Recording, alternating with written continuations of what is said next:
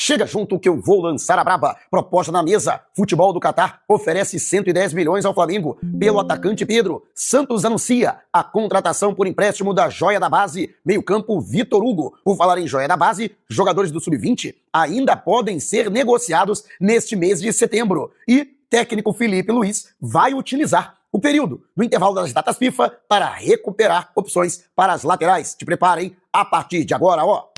É tudo nosso, já chega largando o like. Se você ainda não se inscreveu, inscreva-se, o botãozinho está aqui abaixo. E não esqueça de acionar as notificações para o YouTube no seu smartphone, para não perder nenhum de nossos conteúdos. Todos os dias tem vídeos novos com as principais informações e notícias mais quentes do Mengão. E o Flamengo que vai utilizar esse período, inclusive os jogadores ainda estão de folga, apenas na sexta-feira, a reapresentação dos atletas. Você vai perguntar, nossa, por que tanto tempo assim de folga? Porque simplesmente o Flamengo não vai ter condições nos próximos dias de dar folgas a seus jogadores. Afinal de contas, o Flamengo, quando retornar o calendário do futebol brasileiro, após o intervalo para as datas FIFA, vai acavalar a Libertadores e também o Brasileirão. Dessa forma, o Flamengo vai jogar meio fim de semana e aí neca de pitibiriba. O Flamengo não vai ter condições, portanto, para dar folgas adequadas aos atletas. Por isso, o Flamengo antecipando estas folgas, né? Tem a folga da primeira semana de setembro, que é normal, e outras 3 folgas, portanto, já sendo agregadas justamente para que Felipe Luiz não prejudique o seu período de preparação. Aliás, o treinador já disse diversas vezes que o ideal seriam 4 dias de intervalo entre um e outro jogo. Impossível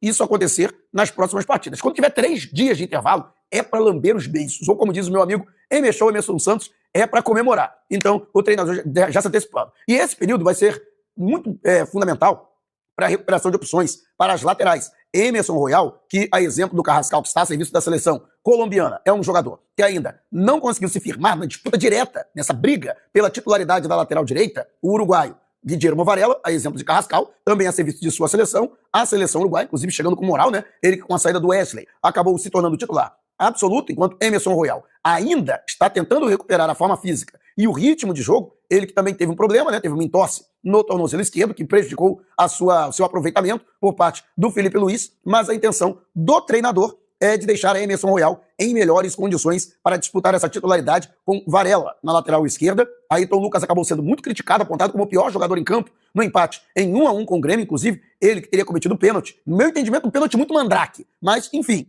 o pênalti cometido pelo Ayrton Lucas acabou resultando no gol de empate do Grêmio e no tropeço do Flamengo em casa. O jogador chegou a ser execrado pela torcida presente, quase 70 mil torcedores no Maracanã, vaiaram bastante o lateral esquerdo. E o Alexandre, que chegou a ser convocado para a seleção brasileira do técnico Carlo Ancelotti, foi cortado por conta de uma lesão na panturrilha esquerda. Ainda não é certa a sua volta para o time contra o Juventude em Caxias do Sul, no domingo, dia 14. A partir da semana que vem, ele já deve ser incorporado novamente aos trabalhos no campo, ele que vai ser reavaliado na representação dos atletas na próxima sexta-feira, mas não está descartada a sua volta. Mas se isso não for possível, Ayrton Lucas e Matias Vinha, que foi convocado para a seleção uruguaia, são jogadores, portanto, que serão as alternativas. Então, o Felipe Luiz tem esse desafio de trazer de volta, né, o Alexandre, né, preparar o Matias Vinha, que no meu entendimento é até uma opção melhor que o Ayrton Lucas, né, mas na cabeça do treinador, talvez hoje, Matias Vinha seja a terceira opção para a lateral e ainda recuperar psicologicamente, mentalmente, o Ayrton Lucas, que acabou sendo muito hostilizado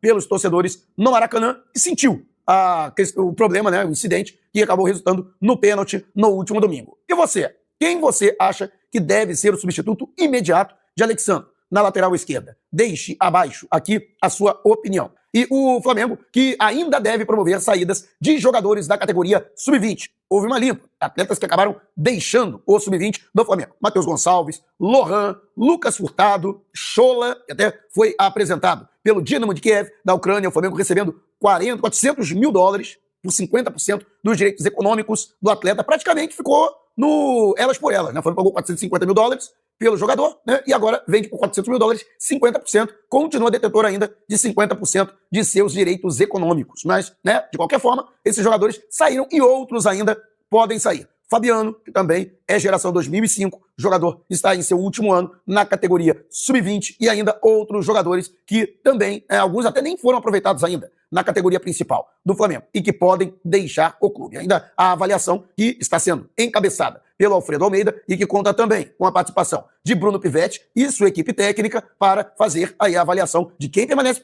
no clube e quem será negociado. Lembrando que quem estiver, né, estourando a idade em 2026, necessariamente ou terá que ser incorporado de maneira definitiva ao elenco de profissionais, ou então negociado. Caso contrário, podendo sair de graça e o Flamengo não sendo ressarcido pela formação deste jogador. Mas e você? O que acha dessa reformulação da base do Flamengo? Deixe abaixo o seu comentário. O Flamengo, que tem aí, né, as questões envolvendo a equipe rubro-negra, né? E eu falei da saída de atletas, e um desses jogadores, que também é cria do Ninho do Urubu, é Vitor Hugo. Apesar de já ter estourado a idade sub-20, com 21 anos de idade, ele foi anunciado oficialmente pelo Santos. O Flamengo que acabou negociando o atleta sem opção de compra, já que o Santos não conseguiu apresentar garantias bancárias para ficar com o jogador em definitivo. Dessa forma, portanto, o Flamengo vai emprestar o atleta até o fim do ano, ele que, inclusive, motivado até pela possibilidade de jogar ao lado de Neymar, que é seu ídolo no futebol, então Vitor Hugo também desejava essa transferência, já tinha tudo acertado com o Santos, que vai arcar integralmente com o salário do jogador,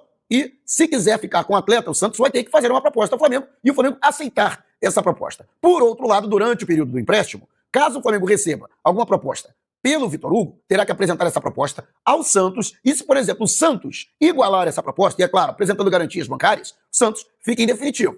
Se isso não acontecer, por exemplo, o Santos não fizer nenhum tipo de contraproposta, e o jogador for negociado pelo Flamengo, o Santos terá direito a um percentual pela cláusula de vitrine, que está prevista nesse contrato de empréstimo. Algo muito parecido com o que aconteceu com o Jean Lucas, que em 2019 também foi emprestado ao clube paulista, depois negociado ao Lyon, da França, por 8 milhões de euros, e o Santos reteve um pequeno percentual, algo em torno de 1.300.000 euros, né? Que era justamente essa chamada cláusula de vitrine. Portanto, se o Vitor Hugo for negociado durante o período de empréstimo ao Santos, o Santos vai morder uma farbelinha, o Flamengo, lógico, que fica com a maior parte, e, portanto, esse foi o acordo firmado para a saída do atleta. E você, o que acha da negociação envolvendo o Vitor Hugo? Deixe abaixo o seu comentário. E lembrando para você, né, que, mais uma vez, né, aqui no YouTube tem um novo recurso, que é o Hype. Você tem direito a dar até 3 hypes por semana, sem precisar pagar nada. Mas, se puder pagar, são apenas R$2, e boa parte desse dinheiro é revertida de volta para o canal. Tem um ranking de hypes, e quanto mais hypes um conteúdo recebe, mais bem ranqueado ele fica, e mais ele será recomendado pelo YouTube. Então, dá aquela moral esperta. Na lista de opções no seu smartphone, em comentários, tem a opção para você hypar este vídeo. Bora hypar todo o conteúdo aqui do canal, para que outros torcedores do Mengão também conheçam e passem a acompanhar aqui o nosso conteúdo. E então utilize essa nova ferramenta aqui da plataforma. E deixa eu aqui agradecer enormemente ao meu querido amigo, o Eduardo Gomes, Dudu, ele que é responsável pela Urbus, né? A Urbus vai prover a nossa ida para a Argentina. Muito obrigado, né? O jogo de volta contra o Estudiantes em La Plata. Quero agradecer aqui publicamente a todo o carinho que a Urbus já há algum tempo tem com a gente, essa parceria, né, possibilitando que a gente possa viajar e estar sempre ao lado do Mengão. Então o canal Mauro Santana, confirmadíssimo, graças a Deus, nessa partida de volta das quartas de final da Copa Libertadores diante do Estudiantes. Então, você que quer também, quem sabe viajar comigo para a Argentina para acompanhar esse jogo, ou você que é de fora do Rio de Janeiro e quer ver o jogo no Maracanã, não perca tempo. Entre em contato com o Dudu, com a Urbus, através do telefone 21 é o DDD 996-818119. Cara, é muito fácil de você guardar esse número, né? 996-818119, DDD 21 é o telefone da Urbus. Então, não perca tempo. Você que quiser assistir o jogo no Maracanã com todo conforto e segurança, ou você que é do Rio de Janeiro e quiser assistir o Mengão fora do Rio, entre em contato, portanto, com a Urbus, beleza? Vamos com tudo, galera. E agora falando sobre a situação do Pedro, o Flamengo recebeu uma proposta da Liga do Catar para a contratação do jogador. A intenção do presidente da Liga seria colocar o jogador no Al Rayyan para fortalecer ainda mais a Liga Catar. E, para tanto, estaria disposto a desembolsar 20 milhões de dólares, ou equivalente a cerca de 110 milhões de reais, para contratar o atleta e adquirir os seus direitos econômicos. No entanto, o Flamengo não quis abrir mão do Pedro. Primeiramente, por quê? Já está na reta final da janela de transferências internacionais. Então seria um contrassenso o Flamengo vender o Pedro no último dia da janela sem que tivesse tempo hábil para fazer uma reposição no mercado. Isso sem contar que o Flamengo achou que o valor era baixo pelo atleta. Pedro, que voltou a fazer gols importantes, né? Ele, inclusive, foi dono de um hat-trick na goleada histórica por 8-0 diante do Vitória da Bahia, deu assistência nesse jogo. No último jogo, foi dele assistência para o gol do Arrascaeta, ou seja, está se tornando um atacante ainda mais completo, além de artilheiro, também está virando garçom, ou seja, aprendendo a ser mais participativo, a contribuir mais para o jogo coletivo do Flamengo, que era uma das exigências, inclusive, foi uma das broncas do técnico Felipe Luiz, ao que parece, a bronca, puxão de orelha deu certo no Pedro, né? Pedro está evoluindo, inclusive, como um jogador, está se tornando um jogador mais completo, e a diretoria do Flamengo, mas repito, né? Antes tinha aquele negócio que podia vender o Pedro por 15 milhões de euros, né? Se aparecesse uma proposta, sinceramente, Se fosse lá atrás, há um mês, o Flamengo balançaria com essa proposta do Al Rayyan, do Catar, para negociar o Pedro. O grande problema, no meu entendimento, na minha avaliação, é que na reta final da janela para transferências internacionais, para a entrada de jogadores, né, o Flamengo não teria tempo hábil para, com esses 20 milhões de dólares, ir até o mercado e tentar uma reposição para o setor. Sem contar o fato de que o Pedro está subindo de produção, o que também aumenta a necessidade do elenco na sua permanência. E você, o que acha dessa situação aí envolvendo o interesse do Al Rayyan no Pedro por 20 milhões de dólares ou 110 milhões de reais? Deixe abaixo o seu comentário.